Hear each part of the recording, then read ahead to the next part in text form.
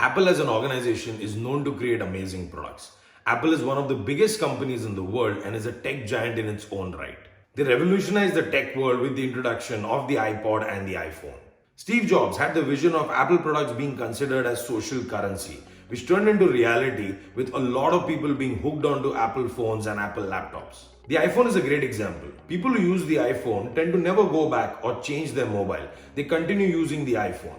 Even though Apple as an organization has all these amazing things about them, they have had their own share of bad press. They have been a part of many lawsuits and scandals. Recently, a few years back, there was a Beautygate scandal that had happened, where the front camera of the iPhone, which was used to take a selfie, used to give a skin-soothing effect on the photo. It looks like it's probably taken on a beauty app or something like that. A lot of people were not really happy about it. But the biggest scandal that Apple had ever faced was the Batterygate scandal. The term gate is usually clubbed with something else, which refers to a scandal of some kind. In today's video, we will deep dive into the Batterygate scandal and understand what exactly happened.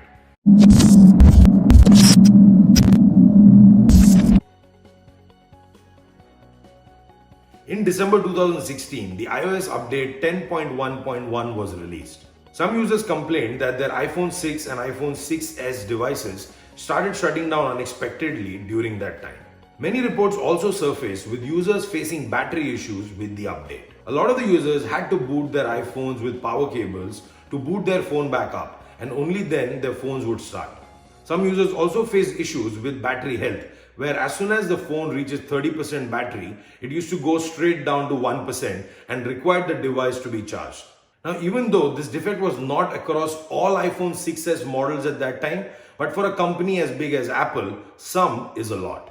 Let me give you some perspective. In the fiscal year 2017, Apple sold 216 million iPhones. That's right. So even if there's a small manufacturing defect or any bug fixes that is required or any small changes as well, it will end up affecting a large number of people. Imagine if there was an issue with 0.001% of devices that year.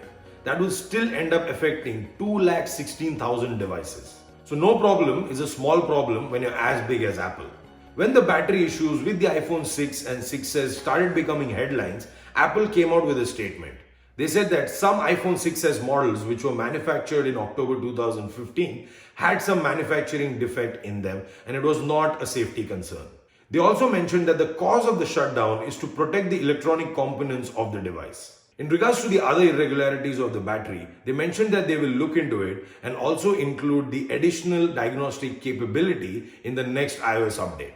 What a lot of people realized at that time was that the iPhone battery in the iPhone 6 and 6s models could not meet the power demand of some complex applications. So if there's a complex photo filter which requires more power, the battery gets heated up and eventually shuts down.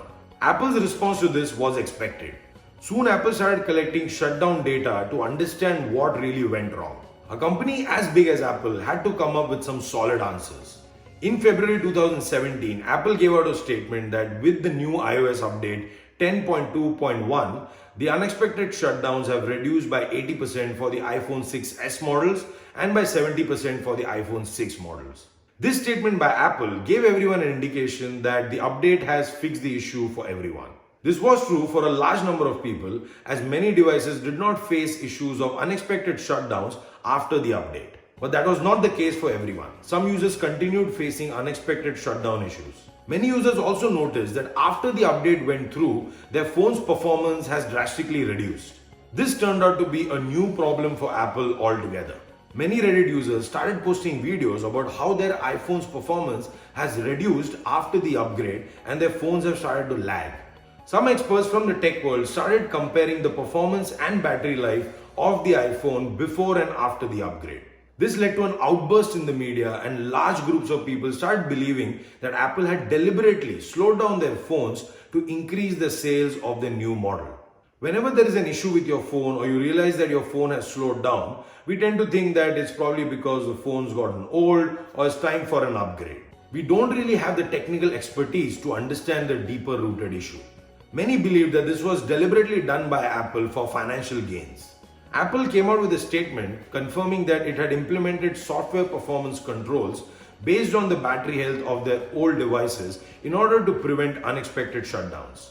What this simply means is that they admitted to the fact that the new software update aimed at making your processor slow so that it consumes less power and it can avoid shutdown issues. Many people at that time realized that this was just a battery issue, and once they replaced their iPhone batteries, their phone performance increased. By this time, Apple had reached a stage where it had created major confusion among its loyal user base. Initially, they said that the iOS update would fix the issue, but later they changed their statement. Apple deliberately slowing down their processors was considered unethical by many, mainly because it wasn't communicated with the user. Later, Apple issued a formal apology where they mentioned that they believed initially that the problem was because of an iOS bug, but later they themselves realized that it was a battery problem. It was not a bug fix which was required, but it was a problem with the battery. They also mentioned that the devices will show full performance once the battery is replaced.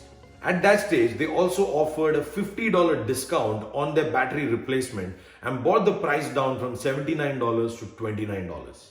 But at that stage, it was too little too late for Apple. The general public sentiment was that Apple was unethical and it was misleading its own customers. It was all over the news and they received a lot of flack for it. They not only received criticism, but they also had to pay a hefty price. As of January 2018, 32 class action lawsuits have been filed against Apple over this issue. A Chicago lawyer who proposed a $5 million class action considered the Apple's battery discount to be an insult to its own customers. He believed that this was not really fair for Apple customers who've been loyal to the company and keep on consistently buying Apple products. In January 2019, Apple CEO Tim Cook stated that the company had cut its earnings projections due to fewer iPhone upgrades than what they had anticipated. The revenue that they generated in markets such as China was also lower than what they had expected. On February 7, 2020, French consumer authorities fined Apple 25 million euros following a formal investigation into the decision. On 28 February 2020, Apple agreed to a $500 million settlement in California court. Under this settlement, they plan to pay $25 to all US residents who had bought the iPhone models which were affected during that time. A separate investigation from 34 states and also the District of Columbia looked into the battery practice. The investigation concluded in November 2020 with Apple and the states agreeing for Apple to pay $113 million in fine for the throttling performance of their devices. And it also requires Apple to issue documents where they're transparent about how they manage their phone's performance. Lithium-ion batteries do age and do wear out, and that's a fact. What Apple did not do in this case was be clear and communicate effectively with its customers. They came across as a shady organization and a company that people don't really want to trust. For a company with $195 billion in cash reserves, the fine that they paid is negligible. But what we can learn from this is that even if you are one of the biggest tech companies in the world, you need to look after your customers. That's all from my side for today. Thank you so much for watching the video. I hope you found some value in it. Please like the video, take care of yourself, and I'll see you guys next Saturday. If you're someone who's interested in business, finance, entrepreneurship, soft skills, make sure you subscribe to my channel. You'll not be disappointed.